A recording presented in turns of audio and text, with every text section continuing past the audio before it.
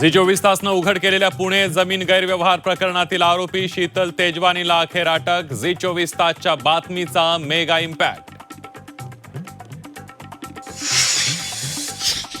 अटकेनंतर शीतल तेजवानीची ससून रुग्णालयामध्ये सुमारे 40 मिनिटं वैद्यकीय तपासणी. तेजवानीला उद्या कोर्टात हजर करणार.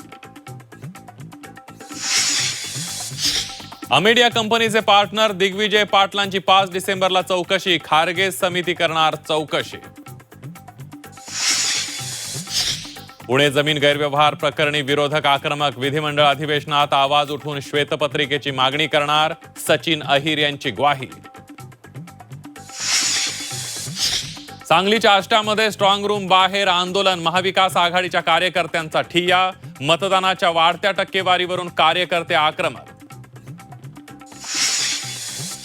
पुढील 15 दिवस मतपेट्या गोदामात. सरकारकडून घोळ शक्य. माजी मुख्यमंत्री पृथ्वीराज चव्हाणांकडून संशय व्यक्त. तर ईव्हीएम मध्ये छेडछाड झाल्यास जबाबदार कोण? विजय वडेट्टीवारांचा सवाल. वृक्षतोडीवर सामोपचारानं तोडगा काढला पाहिजे. विकासासोबत पर्यावरणाचा समतोल साधणं गरजेचं. तपोवन वृक्षतोडीवर अजितदादांची भूमिका. अभिनेते सयाजी शिंदेंच्या भूमिकेला समर्थन.